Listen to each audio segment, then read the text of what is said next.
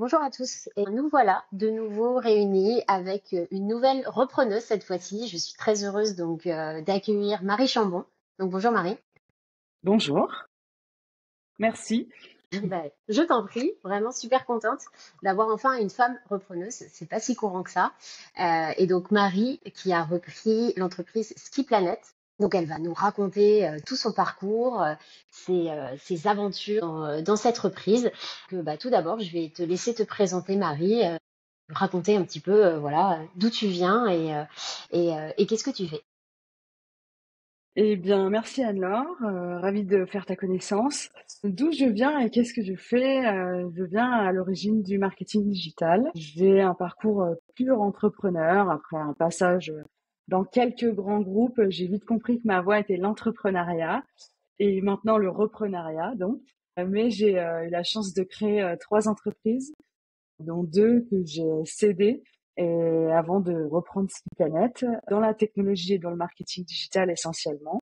La dernière en date était une agence de growth marketing qui consiste à trouver des stratégies et à monter des stratégies et des opérations, des systèmes marketing destinés à servir la croissance à court terme comme à long terme d'une entreprise en fonction du brief client et des outils à dispo, donc aussi bien dans le B2B que dans le B2C. Je me suis retrouvée comme ça, accompagner des centaines d'entreprises avec des problématiques de croissance. Et forcément, le B2C et le e-commerce représentaient une part prépondérante des demandes d'activité, des demandes de mission qu'on avait à l'agence. Donc voilà, c'est grâce à ça aussi que je suis arrivée à reprendre Ski Planet. Ok, on va peut-être s'arrêter un petit moment. Tu nous as expliqué très rapidement le growth marketing, mais je pense que c'est important. Nos auditeurs connaissent pas forcément ces nouveaux termes, tu nous expliques un petit peu plus en détail. Vraiment, c'est quoi le growth en fait quand on parle de growth, en plus le growth marketing, et c'est quoi les différences par rapport à un marketing classique qu'on peut voir dans des PME? Je dirais que le growth marketing s'appuie sur les bases du marketing classique, en tout cas ma vision du growth marketing à moi. Un standard reste un standard. Ce qu'on apprend à l'école et ce que j'ai appris restent des bases essentielles. Néanmoins, c'est quand même la, la version astucieuse et efficace du marketing. C'est on va droit au but. On va d'abord trouver son marché, trouver ses cibles, tester les différentes éléments de langage, propositions de valeur, problématiques clients à laquelle on va répondre. Et derrière, on décline un certain nombre d'outils. On s'appuie sur des techniques d'automatisation, des techniques de ciblage très précises et très fines pour aller projeter soit des contenus, donc vraiment dans la partie lead gen et dans la partie inbound, on va projeter des contenus à des cibles bien spécifiques pour que les personnes viennent nous connaître. Et après, dans la partie outbound, on va plutôt aller chercher des cibles par des méthodologies payantes, des canaux d'acquisition souvent payants, des ads, du Google, du réseau social, du social ads, où on sait que nos cibles opèrent et sévissent au quotidien et cherchent des informations sur leurs besoins. Donc voilà, c'est vraiment identifier, un, les cibles clés, deux, les canaux pour y accéder, et trois, mettre en place le système qui va aller toucher sa cible le plus rapidement et le plus efficacement possible. Si je veux résumer, c'est vraiment, on va retenir les mots créativité, efficacité, un ciblage quasi parfait, Mmh. donc une préparation et ensuite voilà le système qui en découle. Alors tu as dit des gros mots un peu, tu as dit lead gen, inbound, outbound. Pour nous c'est classique. Voilà, on va peut-être l'expliquer rapidement. Lead generation, donc c'est vraiment l'apport de prospects en fait en français. L'inbound c'est plutôt les prospects qui viennent à nous. Et l'outbound, on va aller chercher. Donc Mmh. voilà, tu confirmes. Et voilà, je pense que c'est important de se dire que voilà, on n'a pas forcément le même public. Nous, c'est des termes naturels et pas forcément pour tout le monde. Et donc, ça va très bien enchaîner sur finalement le sujet qui nous intéresse aujourd'hui. la reprise de Ski Planet. Donc, ce qui va être intéressant, c'est de voir bah, voilà, comment cette expérience très start-up, en fait, avec un état d'esprit assez différent du côté un petit peu traditionnel de la PME, qu'est-ce que ça t'a apporté et qu'est-ce que tu as apporté dans cette entreprise plus traditionnelle qu'est Ski Planet, puis ensuite on parlera de l'histoire. Alors déjà, en élément de contexte, dans ma précédente aventure entrepreneuriale, on était une TPE, on était dans la partie service, D'accord. donc avec une dimension exécution opérationnelle qui se doit d'être quasi impeccable parce qu'en réalité, c'est ce qui te fait vivre à la fin du mois, hein. C'est ce que tu délivres et ce que tu factures. Donc en fait, on avait de l'early comme de la TPE, voire ETI très installée. On a bossé avec du grand compte comme Sodial, Entremont, comme on a bossé pour du early stage à stade zéro. Donc en réalité, c'était plus notre esprit agence prestat de service et effectivement jeune équipe dans les méthodes et dans la vision qui ont nourri ce qui me sert aujourd'hui dans la reprise des Ski Planet. Je dirais que la partie que j'emmène avec moi de mes expériences passées, c'est essentiellement la partie managériale. Avoir une approche du management que j'espère participative, que j'essaie participative, avec de la bienveillance, même si voilà, c'est un terme qui est ultra galvaudé et subjectif. Hein. Tout le monde entend ce qu'il veut devant bienveillant, mais en tout cas, il y a certaines guidelines que j'emmène avec moi et que j'essaie d'avoir en tête au quotidien dans mes interactions. Voilà, c'est essentiellement cette dynamique leadership et participativité, bien-être, sens, vraiment la partie managériale, hein, qui fait on va dire que j'ai pu aller sur une reprise d'entreprise avec une équipe de 15 personnes un peu sereinement en me disant bon, je sais où je vais au niveau humain et c'est un de mes curseurs importants.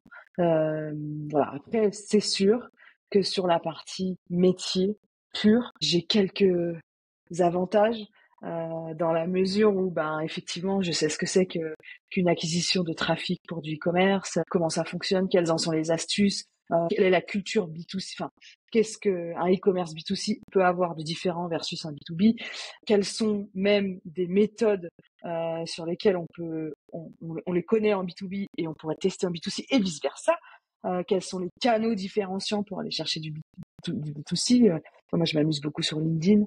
Je sais qu'en fait, derrière LinkedIn, j'ai des clients. Ma cible, elle est sur LinkedIn. Donc, aujourd'hui, chez Ski Planet. Donc, voilà, il y a sur toute la partie opération, méthodo, métier principal. Sur un e-commerce, j'avais quelques cordes à mon arc. Oui, clairement. Et c'est ça que je trouve vraiment très intéressant sur cette nouvelle, entre guillemets, génération qui reprend des TPE, des PME qui sont cédées par des dirigeants qui partent en retraite. C'est ça, en fait, c'est cet apport, c'est toi, tu crées le pont entre les deux cultures et en fait, tu rachètes une PME qui est stable, en fait, qui est in bonis, comme on dit. Et puis là-dessus, tu lui apportes toutes tes connaissances en growth, en apport de trafic, en conversion, etc. Et ça, c'est absolument génial. Donc maintenant, bah, on va passer vraiment dans le vif du sujet. Après cette petite intro, raconte-moi comment t'es passé du GOS, de cette prestation de service, à racheter, te dire, bah voilà, le reprenariat, c'est fait pour moi. J'ai pas envie de recréer une boîte. Et comment tu en es arrivé à devenir dirigeante de Ski Planet. Alors déjà, ça part d'une réflexion personnelle, de me dire bon bah mon agence elle avait 9 ans, elle tournait bien, facilement, moins de challenges entrepreneurial à relever. Moi, j'étais dans une certaine forme de stabilité. Question de sens aussi, de se dire bon, j'ai eu mon premier bébé à ce moment-là et je me suis dit est-ce que tu as envie de contribuer à une big picture plus que plus que le service qui était humainement très riche, en termes de curiosité intellectuelle très riche, mais finalement au niveau de la big picture, moins big que d'autres projets. Donc j'ai tourné autour de différentes voies. Je me suis formée à la RSE, j'ai accompagné des clients sur l'obtention du label B Corp. J'ai baigné autour de deux, trois choses. Je me suis cherchée au niveau du sens, jusqu'à ce que dans mon entourage proche, j'ai quelques amis, soit entrepreneurs, soit dans la M&A, soit repreneurs eux-mêmes, qui me disent mais Marie, finalement la reprise, ça peut être une super voie pour toi. Et là, bah, c'est présenté sur ma route par une connaissance qui fait du M&A, l'opportunité de reprise de Ski Planet, euh, qui, euh, qui réunissait plusieurs critères, hein, le côté big picture, tourisme de montagne, c'est clairement mon univers dans lequel j'habite Oui, et parce que toi, on l'a pas j'évolue. dit. Tu habites déjà à la montagne, du coup. J'ai la chance d'habiter à la Cluse. Donc oui, Voilà, ça fait sens. j'évolue, enfin, j'évolue là-dedans et ça fait sens. Voilà, il y avait plein de cursus et je me suis dit, enfin, le tourisme de montagne a une évolution à avoir dans les 5, 10, 15, 20 prochaines années, sur laquelle, bah, finalement, je peux avoir un petit impact parce que Ski Planet reste un petit acteur dans cette industrie. Mais en tout cas, à mon échelle, avoir un certain impact. Euh, Au niveau timing perso, clairement, c'était pas forcément le meilleur timing, dans le sens où mon bébé avait 6 mois. J'étais dans une certaine forme de confort avec mon agence, qui me facilitait ma vie de maman. C'est clair. Mais à la fois, c'était aussi dans un timing perso, le moment, en tout cas, le moment où je me suis sentie repousser des ailes d'entrepreneur, en me disant, bah, en fait, t'as la confiance. Je sais pas, il y a un switch qui se fait quand tu deviens maman, je pense. T'as la confiance en toi et le recul pour monter d'un niveau sur ton step de responsabilité. Donc, du coup, j'ai commencé à me rapprocher du cap de M&A qui avait en vente Ski Planet, à me rapprocher du fonds d'investissement qui était derrière, aussi intéressé sur ce rachat. Je me suis beaucoup questionnée sur est-ce que je fais un rachat avec un fonds d'investissement? Est-ce que j'en serais capable? Est-ce que avoir des actionnaires, c'est quelque chose, pour moi qui suis entrepreneur ou solitaire depuis 15 ans, au bout d'un moment, tu te demandes si tu en es capable. Et à côté de ça, je sentais aussi dans qui je suis un certain plafond de verre et une certaine envie de progresser sur certains sujets où je me suis dit, bah, en fait, avoir des actionnaires partenaires, avoir des partenaires, et c'est comme ça que s'est présenté le groupe quand on a eu nos premières discussions, c'est qu'on forme une équipe, on est dans l'accompagnement quotidien. Voilà, on en parlera si ça t'intéresse. Mais voilà, donc je me suis toutes les conditions se sont plus ou moins alignées. J'ai fait la rencontre du cédant, qui m'a expliqué voilà la dynamique dans laquelle était l'entreprise, les challenges à laquelle elle allait être confrontée, selon lui. Évidemment, le passé, le récit du passé et du succès que lui avait rencontré et les raisons pour lesquelles il avait envie de céder. Et voilà, tout ça s'est aligné. Le fond et moi, on a fité. On s'est aligné aussi. Et le 17 juillet, donc ça c'était aux alentours de mars 2023. Et le 17 juillet, c'est signé la vente, après la due diligence, c'est signé la vente de Ski Planet. Et j'ai démarré ma nouvelle aventure de directrice générale associée de Ski Planet. En plein été. D'accord. Donc, c'est rapide au final. Ok. Oui, un rachat express. Ouais. Rachat Express, ouais. Ok. Le fonds a pas trop réfléchi, a trouvé que c'était une super opportunité, moi aussi. Et donc en fait, fluide. Ouais. Donc on y allait, quoi. Ok. Alors, c'est intéressant. Il y a deux sujets là-dessus. Déjà, le premier, c'est, voilà, enfin, alors, tu habites à la montagne, Ski Planète, ça fait sens pour toi. Maintenant, faut pas oublier que le secteur, notamment du tourisme, en plus à la montagne, c'est aujourd'hui quand même un secteur, bah, comme tu as dit, c'est à la fois une opportunité potentiellement parce qu'il y a des choses à transformer, évidemment, mais c'est aussi un risque. Comment aujourd'hui, comment tu t'es positionné là-dessus pour dire, bah non, moi enfin, je veux y aller parce que j'y crois et que finalement le fonds d'investissement t'a suivi là-dessus. Euh, Tout est une question de conviction et de vision. Euh, principalement de confiance et d'humain, hein. Ouais, On en revient aux fondamentaux, hein. Mais finalement, j'ai exprimé ma vision de l'évolution potentielle de Ski Planet dans ce secteur d'activité, à quelle échelle Ski Planet pourrait contribuer à une transformation, toute proportion gardée dans le sens où on est microscopique, mais bon, ça pas fait tant que sens ça. quand même, Mm. c'est ça. Euh, j'ai assez vite, bon, je pense que mon passé de consulting en growth marketing m'a vite aidé stratégiquement à comprendre très vite au niveau du marché où on pouvait aller. Finalement, complémentarité vis-à-vis de mes associés du fonds dans la mesure où eux, ils ont une vision très financière et très Ça, multiple.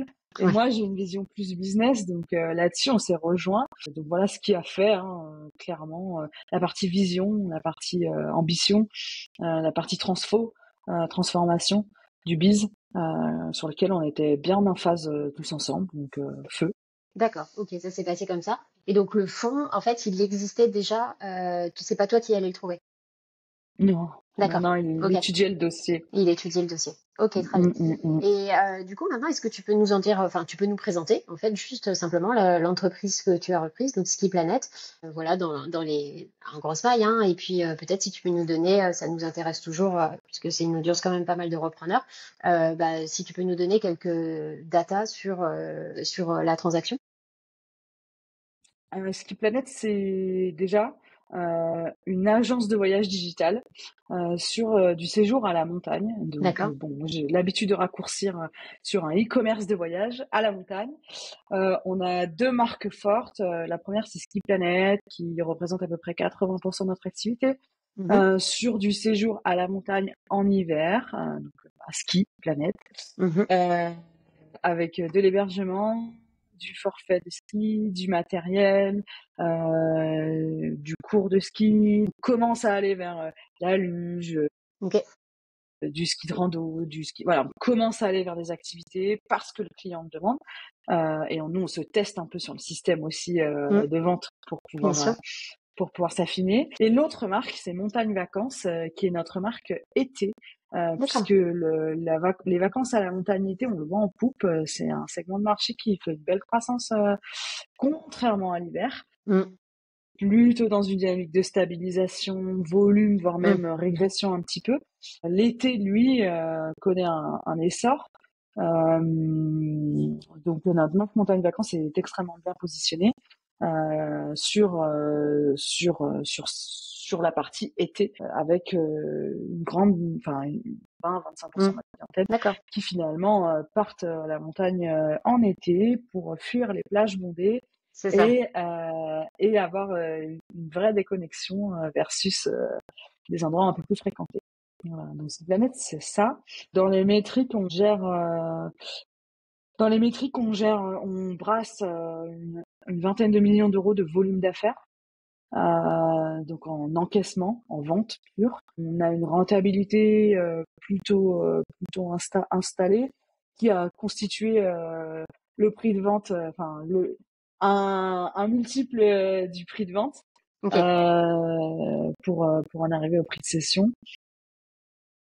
Voilà sur les éléments relativement classiques, hein, un bon vieux euh, un bon vieux LBO pour financer, Ouais, d'accord. très classique. Ok. Est-ce que enfin, dans la limite du confidentiel, hein, évidemment, est-ce que tu peux nous donner quelques métriques sur la reprise en termes de, je sais pas moi, multiples? Est-ce que ça a été multiple d'EBITDA? Effectivement, c'est un multiple de l'EBITDA, à laquelle on a évidemment ajouté le techno l'actif techno, D'accord. parce Ok. que nous, on a quand même une spécificité métier avec des flux, des plannings, des dispos, d'énormes spécificités, une facturation un peu sportive. Parce que quand tu es intermédiaire, Hmm. voilà, t'encaisses. Donc voilà, une spécificité technologique qui a été valorisée et un asset référencement Ah oui. qui a été valorisé parce que Ski Planet, c'est une boîte qui avait 25 ans.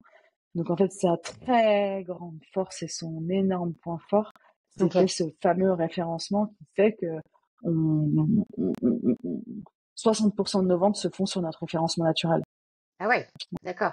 ce qui permet une certaine rentabilité, effectivement. Ah oui, oui, j'imagine. Ouais, donc c'est intéressant. Enfin voilà, les assets un peu qui peuvent se valoriser sur un e-commerce. On n'a pas forcément l'habitude, mais enfin c'est une très grosse force aussi le référencement, si référencement il y a. Et donc ça se valorise. Alors maintenant, on va peut-être passer voilà dans le vif du sujet. Donc tu nous as présenté Ski Planet. Maintenant, ce qui peut être intéressant de se dire, c'est bah voilà, à partir du moment où en juillet, tu as été vraiment officiellement dirigeante de Ski Planet. C'était quoi tes premières actions? On va dire, on a toujours cette période un peu test de 100 jours. Qu'est-ce que tu as fait dans ces 100 premiers jours pour engager un peu la transition de la société? Bien, j'ai rien fait. Ça, c'est J'ai génial. rien mis en place. J'ai surtout C'est la écouté. question, c'est la réponse que je voulais avoir. Top. Je n'ai pas agi. Ouais. Mm. J'ai surtout écouté. Ok. Pendant des mois, j'ai écouté pendant bien 2, 3 mois. Écouter, comprendre, entendre. Bon, il y a un côté, je le saurai sur ma prochaine reprise, mais il y a quand même un côté très social et très besoin de se faire accepter par l'équipe, qui est quand même prépondérant dans une Mm. reprise. Mm. Euh, J'ai écouté, je me suis aperçue aussi des choses avec lesquelles finalement moi j'avais un levier d'amélioration ou d'action ou de Mm. transformation. Mm. Certains business, certains managériaux, j'ai commencé à constituer un certain nombre d'idées et d'actions à petit à petit amener. Je me suis fait violence pour les amener en douceur parce que c'est pas ma nature.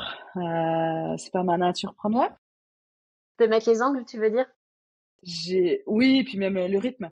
Oui, d'accord. Ouais. Quand tu crées, t'es à ton rythme. Quand tu crées ton équipe, quand tu crées ta boîte, t'es à ton rythme. Quand tu reprends, tu te mets au rythme d'une entreprise Oui, qui a hyper 25 ans. intéressant, ouais. Mm. Donc le sujet du rythme, elle est clé. Et franchement, je me suis heurtée au rythme et il a fallu qu'on me fasse des feedbacks, bon, avec une équipe top, hein, Mm. qui me disent attention, trop vite, quoi. Ouais. Et Et comment tu pourtant, gérais ça? j'avais l'impression d'avoir déjà divisé par 10 mon rythme. Donc, Ah si tu ouais. veux, t'es là, ah. Bah, surtout dans le monde de growth et tout. Mais comment tu gérais ça? Du coup, c'est toi qui allais demander les feedbacks ou en fait on te les donnait en te disant attention, oh là Marie, tu vas trop vite, parce que tu dois ronger Non, ton non, frein à cette période quand même.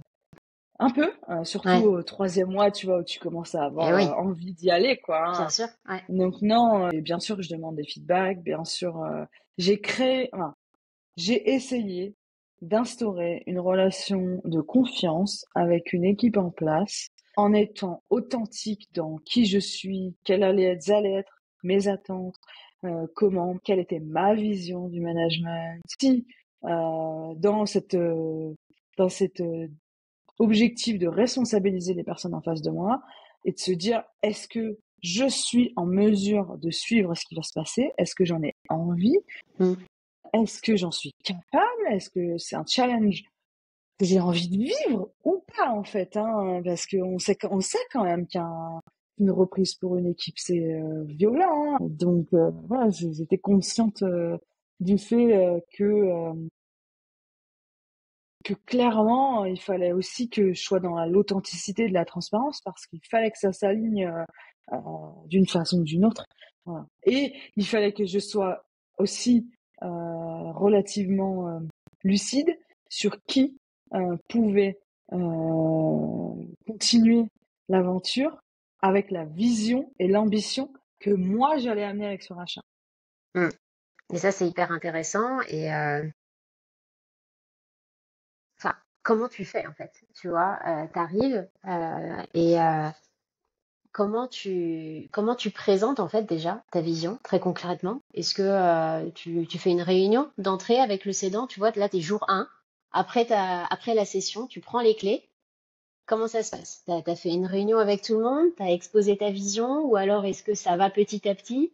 Et du coup, est-ce que les gens, quand ils te voient, au bout d'un moment, ils te disent, bah non, en fait, je suis désolée, Marie, moi, ça va pas le faire parce que ça tranche trop avec le sédant précédent? Ou alors, est-ce que tu les prends individuellement? Comment concrètement ça se passe? Day one, je prends les clés. Alors, Vas-y, euh, le day, concrètement. le day one chez moi a été quelque chose qui restera gravé dans ma mémoire à vie Ok, parce que je pense un petit peu mal préparé. d'accord. Je pense que aussi bien l'équipe aurait dû être préparée bien en amont de cette session sur comment ça va aller se passer. Parce qu'en fait, le lundi 17 juillet à 9h, on est arrivé avec deux de mes associés et moi sur place. L'équipe avait été prévenue quelques jours, semaines avant. La De nouvelle la était vente, relative, du coup? moi, De la que ça session? avait été acté en tout Ah, cas. ok, ok, ok. Donc du coup, c'est vrai que t'as quand même ce day one là qui Eh était oui, chargé, euh, surtout qu'on était dans une posture très institutionnelle où finalement mes associés ont présenté le groupe, la vocation du groupe. On a essayé de faire de la réassurance sur voilà, on va rien transformer de majeur. Le fond, on est là pour pérenniser cette boîte. Ce que vous avez construit, c'est quand même un actif de fou. Vous pouvez être fiers de ce que vous avez fait. On a été beaucoup dans la réassurance, même si on va pas se mentir, il y a une forme de violence extrême pour une équipe. Moi, j'ai vraiment senti ça ce jour-là. Même moi, mon côté empathique là, et j'avais le cœur serré pour eux en me disant mais putain c'est dur quoi. Donc effectivement, moi j'ai essayé d'amener de la rondeur, de la douceur day one. Et après, dans les jours suivants, bah, je me suis surtout mise à côté individuellement de chaque personne. Alors en amont, j'avais préparé avec le cédant dans une partie découverte pré-prise de poste, un peu due diligence mm, euh, sur qui faisait quoi, quel était le métier, quelle était la feuille de route, l'historique de chacun. J'avais déjà une bonne connaissance de qui j'avais en face de moi à peu près. mm, mm. Entre une vision qui est donnée par un dirigeant et une réalité que tu trouves sur le terrain, bah il y a parfois des écarts. Donc je voulais aussi consacrer du temps à chacun, donc j'ai consacré énormément de temps, des demi-journées entières avec chaque personne sur son métier, son passé, son histoire, essayer de désamorcer le choc de la vente et d'amener en douceur le côté management que moi j'avais envie de mettre en œuvre et le côté vision où j'étais convaincue que la transition vers la vision stratégique que j'ai moi pouvait opérer dans les 4 à 5 prochaines années et que j'avais envie d'inscrire l'équipe là-dedans. Est-ce que eux y croyaient aussi, hein? Est-ce que vous êtes en phase avec moi? Est-ce que vous qui connaissez ou qui êtes expert de ce marché-là parce que vous y êtes depuis X années, finalement, est-ce que vous êtes en phase avec cette vision? Donc en fait, on est vraiment dans consacrer du temps à chacun des individus à l'échelle d'une boîte de, à l'époque, 11 personnes. Je suis pas sûre que dans une reprise de 500 personnes, tu puisses Ça se passe bien. avoir Ouais, le même niveau d'engagement vis-à-vis de ton équipe, mais moi, dans mon cas, oui. Donc, bien c'est ce sûr. que je me suis attaché à faire. J'ai évidemment découvert plein de choses. Forcément, hein, tu découvres des choses. J'ai, au bout de 2 mois, commencé à comprendre avec qui ça allait fitter ou avec qui ça allait pas fitter. Quelles étaient aussi les mécaniques instaurées dans cette équipe sur lesquelles qui était le lead de telle et telle mécanique et comment je pouvais amener à transformer un peu les systèmes et les mécaniques d'habitude, peut-être un petit peu en place, si toutefois les habitudes étaient à changer, parce qu'il y en avait qui étaient excellentes, donc pas de problème. Donc c'est du temps et de l'abnégation dans le sens, euh, enfin, c'est surtout du coaching et et de l'écoute active, vraiment de l'écoute active, en essayant aussi de te cadrer. J'ai essayé de me cadrer pour pas prendre le lead sur les conseils que j'avais à donner, ma vision. Je me suis cadrée quoi, parce que tu dois être dans une écoute active. Ouais, ouais.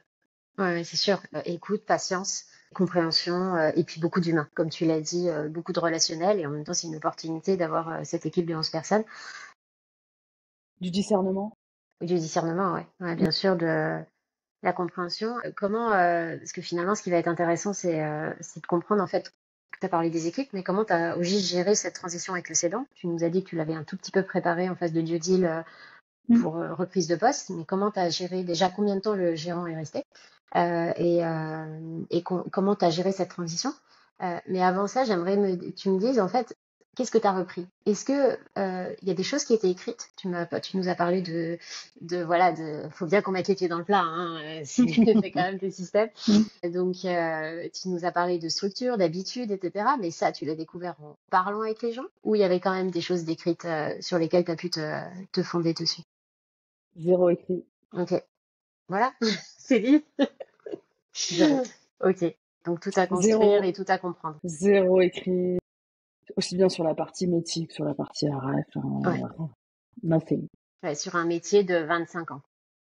Ouais, sur un métier de 25 ans qui a des choses très particulières et où c'est pas du bon sens quoi. Donc, ben Ouais, ouais.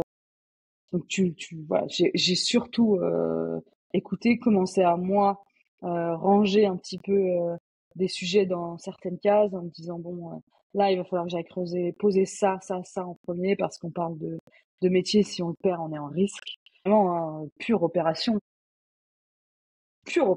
Donc et très rapidement oui au troisième mois j'ai fait appel à un prestat qui nous a aidé à mener des interviews et à processer le b.a.-ba des spécificités métiers que j'avais identifiées et dont j'avais besoin de sécuriser la connaissance au cas où. et ça, tu l'avais identifié avant l'acquisition, Non, justement, comme en non, tant que risque, du coup, sur bah, j'ai rien, en fait, faut tout que je récupère la connaissance. Non, non. rien du tout. Pour moi, c'était une première, donc Ouais, j'apprends, ouais, mais je le saurais, effectivement. ça peut être un sujet à risque. Mm, Super. mm, mm. Et donc voilà, donc du coup, ça rejoint un peu ce sujet. Comment tu as géré comment aurait dû se passer la transition et comment elle s'est passée effectivement avec le gérant. Comme t'as pas une culture de l'écrit, de la documentation, t'es quasi dans toi, en reprenant, hein, Mmh, t'es mmh. quasi dans une dynamique où tu dois être surattentif à chacune des discussions que tu as à 8 heures du mat comme à 23 heures. Et franchement, Ça doit être c'était épuisant. dur. Ah ouais, c'était dur hein, physiquement, mentalement. Et surtout, alors après, bon, c'est là où moi, je me suis vraiment, par contre, je suis pas quelqu'un qui suis très structurante enfin, je suis pas structurante dans ma façon de travailler. J'essaye d'amener du cadre et de la structure et je m'entoure de personnes qui sont plus structurées que moi. Mais du coup, là, dans ce moment précis, eh ben, je me suis fait violence pour être structurée et pour documenter et pour me créer mon propre système, mon Notion à moi, en me disant, OK, il faut que tu aies un deuxième cerveau à côté de toi parce que là, tu ne peux pas Ouais, emmagasiner toutes ces infos. juste t'avais pas le choix quoi. Et malgré finalement même cette structure que je me suis flagellée à faire et à mettre en œuvre, eh bien, ben, j'ai plein d'infos qui me passaient, qui pouvaient valser. Et forcément, tu as une forme en tant que, je pense en tant que cédant, hein, au bout d'un moment, tu as une forme de, mais tu te souviens pas que je te l'ai dit il y a un mois, mais bah, là, je suis désolée, mais ça fait Ouais, beaucoup. t'as tellement d'informations toi à emmagasiner que Bah, sur t'as des sujets 25 que ans tu de connais. boîte à Bah, c'est ça, emmagasiner, en fait. en 3 mois quoi. Donc, sur l'accompagnement, dans ce qui avait été défini, c'était un accompagnement de 6 mois. D'accord. Alors, le cédant, donc, clairement, moi, je l'ai pris, euh, en tout cas, j'ai essayé de questionner un peu notre cédant sur ce que lui avait comme vision de la session vis-à-vis de moi. Lui, il m'a exprimé trop rapidement qu'il voulait vite que je prenne les rênes et que par contre, il sera là en soutien et en conseil. Donc finalement, c'est quelqu'un qui m'a murmuré dans l'oreille pendant des mois et des mois, à n'importe quelle heure du jour ou de la nuit, pas de la nuit, mais de la soirée. Mais qu'effectivement, quand tu viens de te mettre une grosse journée et que tu as un débrief à 22h et qu'il faut que tu imprimes des infos, un C'est peu bien dur, d'avoir un quoi. second cerveau. Et tout ça avec un bébé de 9 mois qui dort pas beaucoup, hein, tu En vois. plus, Non, mais ça, c'est une anecdote personnelle. Et en même temps, on faisait construire une maison. Donc, t'aimes et la bien te charge rajouter mentale. des couches, toi. Ah, et quand je dis que c'était pas le meilleur timing dans ma vie, pour reprendre cette boîte, c'était pas le meilleur timing. Mais une fois que t'as fait ça, au moins, tu peux tout gérer. Non, c'est ça. Et du coup, bah voilà, c'est quelqu'un qui m'a murmuré dans l'oreille pendant des mois. Ok. Au bout d'un certain temps, pareil, tu as un peu plus de discernement, un peu plus de lucidité, un peu plus conscience de tes différences avec lui, de voilà, de comment tu vois un peu plus la suite. Et je pense que ça, c'est un moment qui doit être compliqué à vivre. Je pense qu'une session en tant que cédant, c'est pas un truc si facile à faire que ça non plus. Je Complètement. pense que ça mérite un certain recul sur soi et un travail sur soi dans cette période. Voilà. Donc j'ai essayé de ménager un maximum. Voilà, mon côté. Ah ouais, j'ai envie de faire ça, j'ai envie de faire ça, j'ai envie de Oui. changer ça. Ouais, même si ben des fois, ben de toute façon, ton naturel est là. Donc moi Ne qui pas tout suis cacher. relativement, c'est ça, enthousiaste et énergique, ça se voit sur ma tête en général.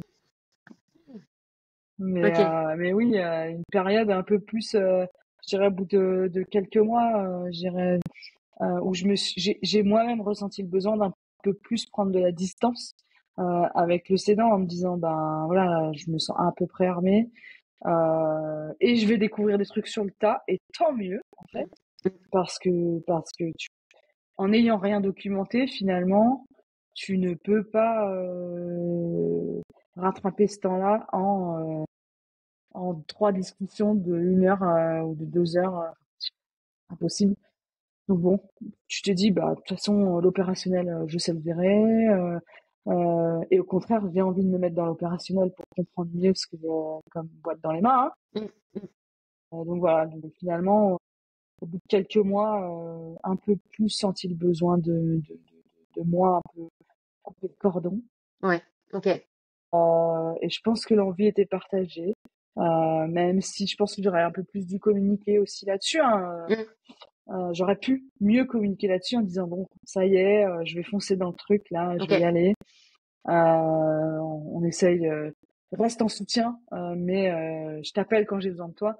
Donc peut-être aussi, voilà, je pense que la clé c'est quand même la communication cédant-repreneur et que quand tu es repreneur, tu as une case dans ta tête qui doit être allumée en constant sur comment je vais l'annoncer ou comment je vais le dire ou comment lui peut le prendre, lui ou elle, le cédant peut le prendre, comment je le ménage. En fait, tu as quand même cette partie où en même temps tu ménages l'équipe et en même temps tu ménages le cédant. Oui, j'ai excellent. Et Ouais. ça, tu vois, c'est un truc, je pense que ça mérite d'être partagé parce que moi, en tant que primo-repreneur, ayant essayé de me documenter, le Mm. sujet n'étant pas le plus fourni. Non, pas vraiment.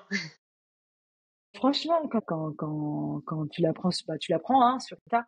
Mais finalement, si tu es au courant que tu dois ménager la fibre avec tout, tu sais un peu plus dans quoi tu mets les pieds. Ouais, clairement, tu te prépares. Et vraiment, la communication, comme tu dis, c'est vraiment clé. Mm, Et mm, d'avoir conscience aussi, comme tu l'as très justement dit, de cette position de cédant, en fait, qui est vraiment pas facile quand même, parce que d'un côté, c'est j'ai envie de partir parce que bon, un peu ras-le-bol. Et puis de l'autre côté, ben voilà, malgré tout, c'est une boîte, ça fait 25 ans, j'ai construit des choses, il y a une construction humaine aussi avec l'équipe. Et mm, bah, mm, lâcher tout ça, ouais, en effet, ça doit pas être évident. Et le bon binôme peut en effet, mm, mm. j'imagine, aider à traverser cette période pas facile. Binôme, voire même, moi, je me suis dit à certains moments, un coaching, quoi. Un coaching sur un cédant. Après, faut qu'un cédant, il soit en droit dans ses baskets aussi, tu vois. Mais à certains moments, quelqu'un de neutre qui puisse faire poser factuellement une vision différente parce que des casquettes différentes et des enjeux et des objectifs différents à ce moment-là précis, ben, ça peut sauver, quoi. Donc, bon, je sais pas si ça existe.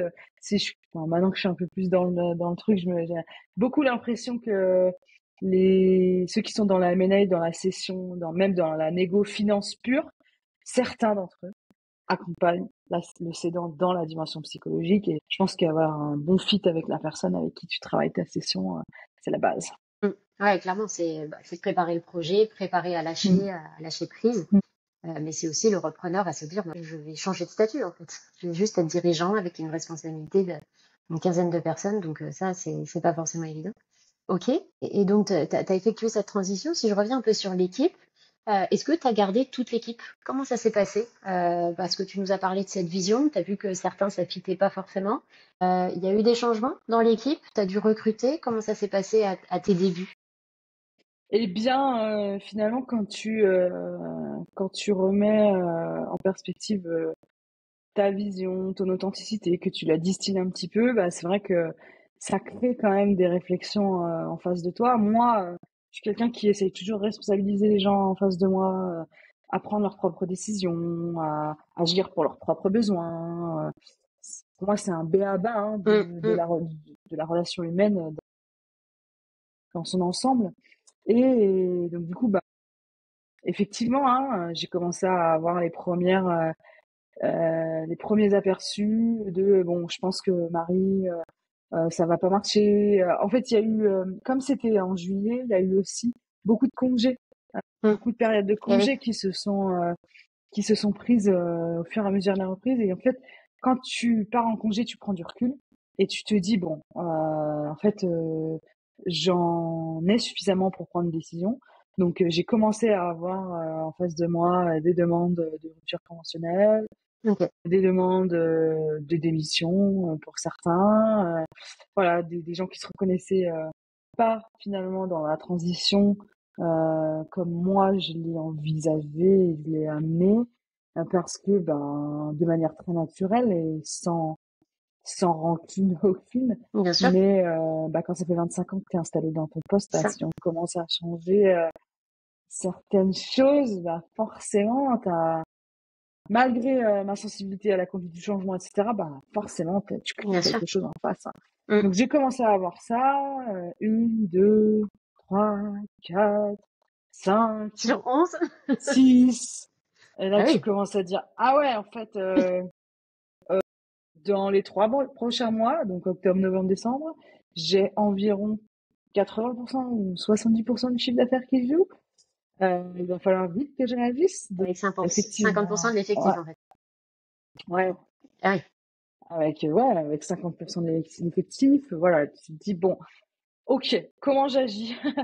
Même si je m'y étais préparée, je pensais pas que ça serait aussi rapide, mais dans un sens, ça correspond au timing, au tempo que moi j'ai donné aussi, hein.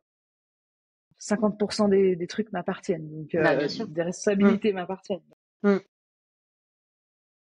Du coup, la première décision que j'ai eue, c'est que la boîte, dans son siège social, elle était située dans un petit village de montagne. Où recruter 6 personnes d'un coup, ça allait être quand même compliqué. Donc j'ai pris la décision dans un premier temps d'ouvrir un deuxième bureau proximité d'une ville en Savoie qui s'appelle Albertville. Un peu plus peuplé, du J'ai coup. fait le test, ouais, ça. J'ai fait le test et puis surtout l'épicentre entre plein de grosses villes à côté. Ok. Donc tu vois à quelques kilomètres t'as vite d'autres villes quoi. Et tu sais que tu peux rayonner un peu. Et tu t'éloignes pas trop Hum. du reste de l'équipe. Et là, j'ai Bien sûr. commencé à me dire, bon, je vais avoir 2 bureaux, je vais avoir deux équipes à 2 endroits différents. Ok, on y va comme ça. Donc, et puis j'ai lancé des annonces sur des profils spécifiques, du marketing digital, tu vois, des compétences un peu high level, du B2B, voilà, certaines compétences où finalement, bah, quand tu es dans un petit village de montagne, tu as un peu plus de mal à trouver. Et en ayant laissé des annonces 15 jours en ligne avec la localisation dans le village de montagne dont je te parle, j'ai une candidature à côté de la plaque. Alors que quand j'ai changé le lieu, bah là tout de suite j'en ai une trentaine. Donc j'ai dit ok, Oui, 2 bureaux, t'as bien fait. ça va pas être facile en management, mais c'est pas grave, on y va. Donc effectivement, en quelques mois j'ai reconstitué une équipe, j'ai réappris le métier parce que la partie relation client. Donc nous, on a des conseillers en séjour qui aident nos clients à choisir leur destinée et tout ce service-là, les 4 sont partis d'un coup. Et ça n'avait pas été justement, processé, quoi, documenté. Non, non. Donc j'ai documenté tant bien que mal ce que j'ai pu avant le départ. Hum. Puis le délai de préavis, c'est 1 mois, tu vois, sur ce type Ah oui, de poste. Donc, d'accord. ah ouais, ok. 6 en un mois, sympa. Ouais, bah là en l'occurrence 4 de ce service-là, mais oui, là tu te dis bon, qu'est-ce qui va se passer? C'est que c'est surtout moi qui vais m'y coller en fait, hein, le temps que t'aies des départs et t'aies des arrivées, bah il y a quand même quelques semaines. Donc je m'y suis collée, D'accord. j'ai fait de la réservation, du conseil client, j'ai pris en main notre outil, voilà, je me suis mis les mains dans le cambouis pour être au contact. Hein. Ça m'a beaucoup servi, ça me sert encore tous les jours aujourd'hui. J'ai recruté une équipe, j'ai onboardé dans le feu d'une saison une équipe. Donc pas si easy que ça. Hein. J'ai essayé de faire le pont entre une équipe restante, une équipe arrivante, Hum. qui étaient tout feu tout flamme parce que forcément quand je les avais recrutés avec ma vision, mon envie de changement, etc. Bah, ils arrivent là avec un punch, ils quittent des postes et ils arrivent là avec une envie de faire bouger les choses. Donc là aussi tu as des frottements. Voilà, j'ai essayé dans cette période qui a duré, je dirais, 6 mois, hein, 6-8 mois de saison, d'être conciliante au maximum, d'être dans l'humain 100% tout le temps, d'avoir une casquette voilà, de facilitateur et de coach pour toute l'équipe, aussi bien certains dans une transition sur un changement, alors que d'autres étaient là dans la nouveauté. Et j'ai finalisé la saison par 2 jours de séminaire collectif tous ensemble, chose que l'équipe d'avant n'avait jamais fait. Ok. Et en fait, ça a créé quand tu mets un peu d'alcool et de fête au milieu de tout ça et de ski, Et de évidemment, raclette, ça forcément passe la bien? mayonnaise prend un peu. Hein. Voilà, on a fait des ateliers de travail collectif sur quelles étaient les visions. Ça permet aussi de construire la nouvelle identité de l'équipe. Voilà. On a travaillé à tout ça et bon, là encore une fois, quand même certaines personnes qui étaient restées, hein, qui s'étaient donné la chance de monter dans le navire, ben là aussi, quand tu avances dans ça, qui se disent bah je m'y reconnais pas, je m'y reconnais plus. Donc en fait, dans l'année qui vient de s'écouler là de la reprise, j'ai eu quasiment 80% de l'équipe qui a changé. Donc moi je le vois au début comme un échec évidemment, après comme une opportunité de te dire bon bah en fait tu reconstruis une équipe qui va vraiment t'aligner avec ce que toi tu vois, t'apprends sur le tas, tu documentes avec les nouveaux arrivants, du coup t'en profites de la Eh formation oui. pour pam processer, s'appuyer sur les débuts de process qui avaient été montés par la presta. Enfin, voilà, tout prend sa place. Et puis là, bah on est j'espère dans une phase de stabilisation maintenant au bout d'un an et demi, un peu plus un an et 2 mois. 3 mois. Et puis on va attaquer notre deuxième saison d'hiver avec une connaissance de ce vers quoi on va. Donc en tout cas une relative sérénité pour moi et pour certaines autres personnes de l'équipe. Et puis voilà. Ok. Ouais, c'est hyper intéressant. C'est cette façon de se dire, bah voilà, les personnes qui t'ont amené là où t'en es aujourd'hui, surtout qu'en plus t'as changement de dirigeant avec une tout à fait autre culture et une autre vision, c'est très certainement pas les personnes qui t'amèneront plus loin. Et ça, en fait, faut l'accepter. Enfin, c'est clair qu'au début, ça peut être vécu, comme tu l'as dit, par un échec. Mais en fait, bah, c'est la vie d'une entreprise. Et je dirais même que c'est peut-être mieux comme ça, plutôt que des Mm, personnes qui mm, restent, qui finalement se mm. reconnaissent pas dans ce que tu fais, dans ce que tu as envie de délivrer, et comment tu as envie de le délivrer, et finalement, bah, qui peuvent vite polluer une équipe, en fait. Et là, c'est top d'avoir cette équipe qui est alignée avec ce que tu as envie de faire. Et c'est pas facile de se dire aussi, en fait, cette équipe-là, elle va accepter de documenter, de fonctionner via les systèmes et tout ça. Donc, ouais, c'est top. Et alors, tu l'as dit un petit peu au début, et ça, c'est un sujet que j'ai pas eu l'habitude d'aborder parce que j'ai eu que des hommes repreneurs jusqu'à maintenant. Mais avec toi, je vais en profiter parce que c'est pas si souvent. Je pense que en tant que femme repreneuse, c'est clairement pas la majorité. Mais je pense que voilà, c'est intéressant d'en parler. Toi, en tant que femme repreneuse, tu nous as dit que tu t'es mis pas mal d'obstacles en plus, avec un bébé en bas âge, avec une maison à gérer, à construire. Voilà, comment ça se passe en tant que femme repreneuse? Donc il y a plusieurs sujets évidemment, parce que t'as pas la même sensibilité que très certainement le gérant précédent. Mais comment ça se passe en tant que en tant que femme repreneuse en termes de crédibilité, de prise en main des sujets, d'acceptation envers l'équipe? Comment tu as géré ça au quotidien? Alors, déjà, je dirais qu'on a la chance de pouvoir compter sur cette sensibilité féminine que plein d'hommes ont. Hein. On va froisser Mais la jante masculine, non, non, que surtout pas. plein d'hommes ont, mais cette posture, moi en tout cas, je peux avoir l'humilité de me mettre en posture basse en me disant je t'écoute, je ne te donne pas forcément mon avis tout de suite. Donc en fait, ce côté, cette qualité féminine qui peut être la douceur, l'empathie, l'écoute, ce périmètre-là de sensibilité finalement sont pour moi des grandes forces dans notamment la période de transition. Voilà. Donc en tant que femme, j'aurais clairement qu'à encourager d'autres femmes à y aller parce qu'en réalité, on est faite, on a tous les atouts pour réussir, parce qu'une reprise peut se passer dans un climat de douceur et de confiance et de transparence et de dialogue.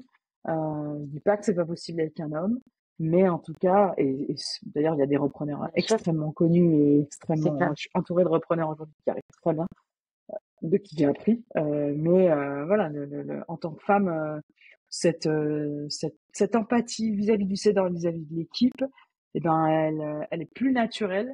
Et moi, je pense que c'est ce qui m'a permis d'en apprendre beaucoup plus et beaucoup plus vite sur l'entreprise et sur ce qui était instauré, sur les souffrances de certains, les réussites d'autres. Je pense que c'est ce côté écoute, empathie, questionnement féminin qui m'a beaucoup servi à peut-être aller assez rapidement dans OK, avec qui ça va le faire, avec qui ça va pas le Mm. faire. Ouais, clairement. Donc là-dessus, je dirais que on a une qualité, on a la qualité naturelle. Ensuite, quand tu arrives dans une entreprise non documentée, non où tout est obscur pour toi, nouvel arrivant, euh, finalement, euh, avoir et je suis pas la meilleure pour ça, avoir quelques neurones féminins qui nous permettent de ranger les trucs dans les bonnes cases et avoir tout à fait, tu vois, moi, c'est quelque chose dans mes aventures entrepreneuriales que je faisais plus du tout, mais là, j'ai rouvert des docs from scratch pour faire le dirty work de moi-même, écrire des process sur ci, sur ça, de moi-même faire un organigramme de là-bas. J'ai fait des trucs et ça, si c'est sûr que si t'as pas un passé opérationnel, c'est compliqué de remettre les mains dedans quand il y a besoin. Donc là-dessus, que ce soit homme ou femme finalement, hein, mais la capacité à mettre les mains dedans et voilà. Enfin, bon, je sais pas si c'est un exemple à donner, mais me mettre au standard téléphonique de la boîte et décrocher toute la journée des clients qui me demandent où est-ce que je vais, l'appartement il est comment, est-ce qu'il y a un micro-ondes, est-ce qu'il y a une cafetière, c'est quoi la marque de la cafetière, enfin, tu vois, ça c'est quelque chose qui aujourd'hui fait rire et encore rire les équipes qui s'en souviennent bien, tu vois. Et ça, en tant que femme, finalement, c'est avoir aussi la capacité à te mettre au niveau de toute l'équipe. Mais c'est super intéressant Ouais. parce que, et tu vois, je me dis, on se rend pas compte à quel point, je pense, et enfin, c'est documenté ça, enfin, la reprise et à quel point c'est humain. Parce que, comme tu l'as très justement dit, t'arrives dans un milieu qui a vécu sans toi, en fait. Et toi, tu dois t'adapter à tout ça.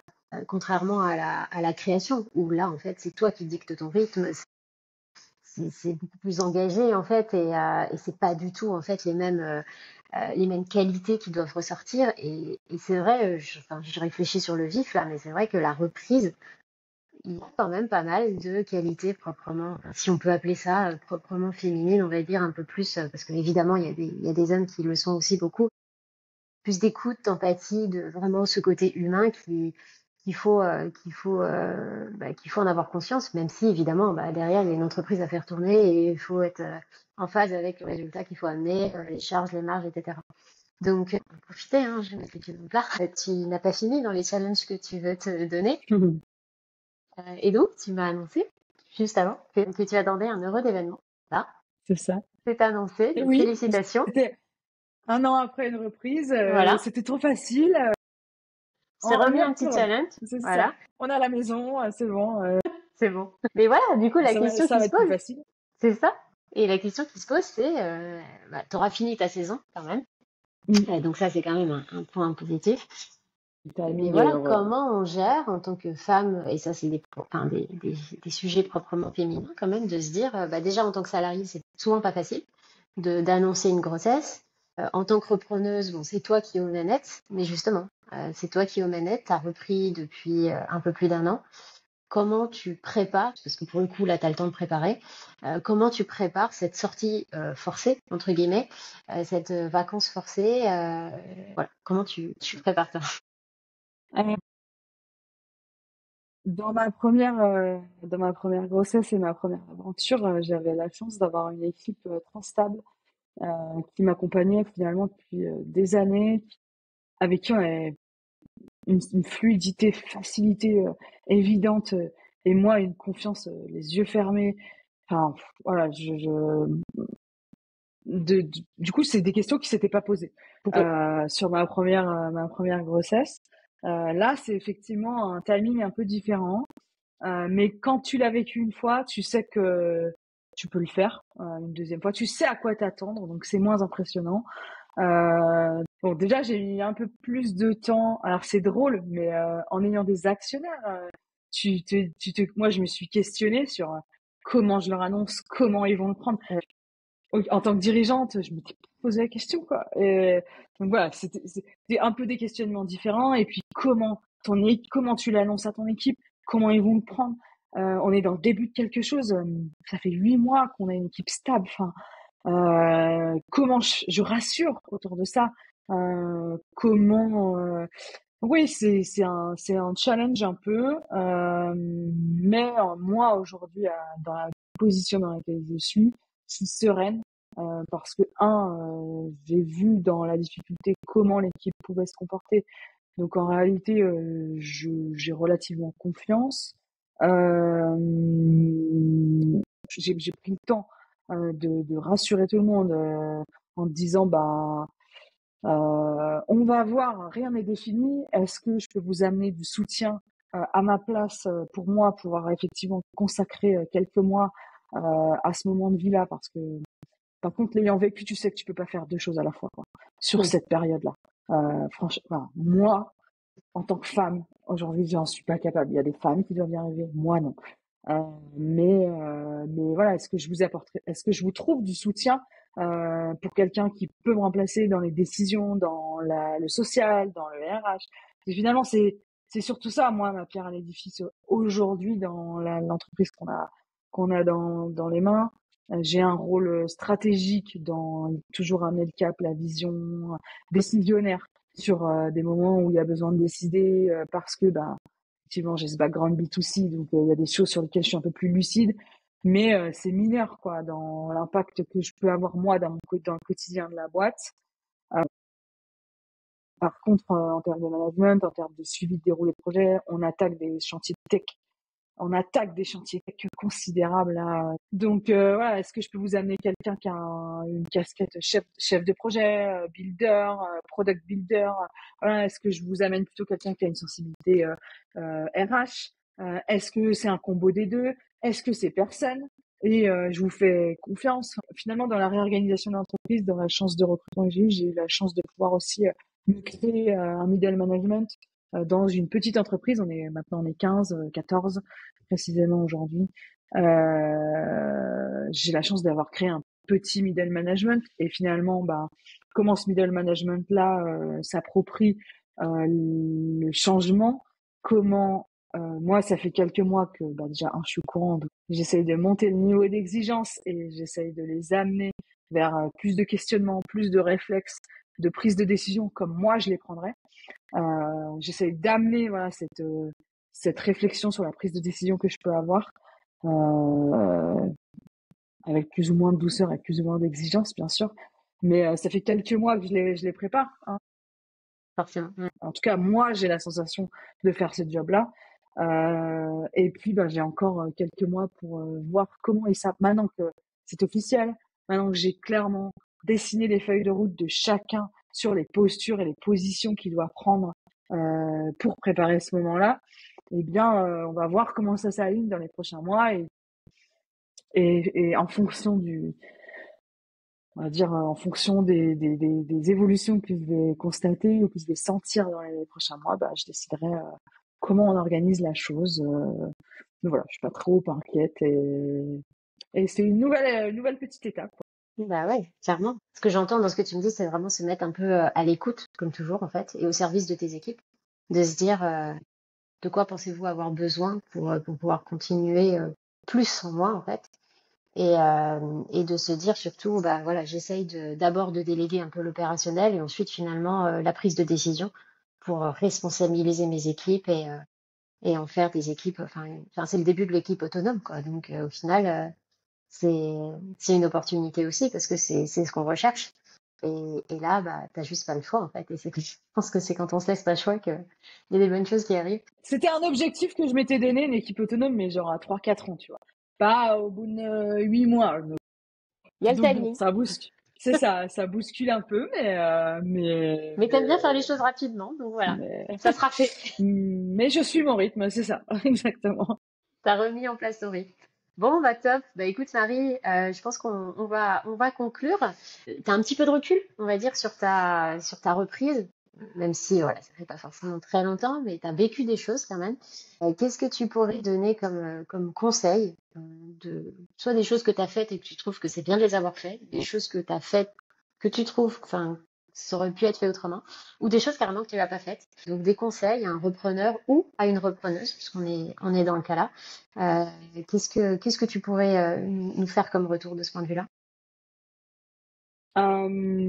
Alors, spoiler, mais pas tant. Aujourd'hui, je suis assez positionnée sur le fait qu'une reprise, c'est beaucoup plus complexe qu'une création d'entreprise. Les pieds dans le plat, bim. Donc, ça veut dire quoi? Ça veut dire que autant une création, euh, on peut être un peu plus dans je vais tester, je vais ajuster, alors que là, finalement, dans une reprise, t'es moins là-dedans. Donc, je dirais qu'une reprise, de manière évidente, ça se prépare. Ça se prépare aussi bien sur la partie métier que la partie humaine. Anticiper maintenant que je l'ai vécu, anticiper le besoin de positionnement aussi bien dans l'équipe que auprès du cédant. La présence auprès de ces deux parties-là, qui finalement sont quasi aussi importantes l'une que l'autre. Voilà, voilà, si j'avais devait à recommencer, j'aurais cette clé de lecture-là.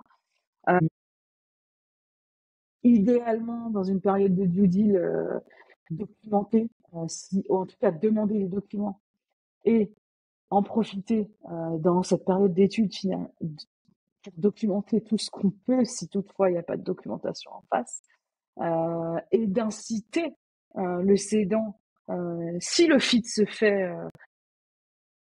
on sait qu'on va aller au bout. Il y a parfois des problèmes de financement, etc. Mais il y a quand même souvent des deals qui vont jusqu'au bout. Mais du coup, documenter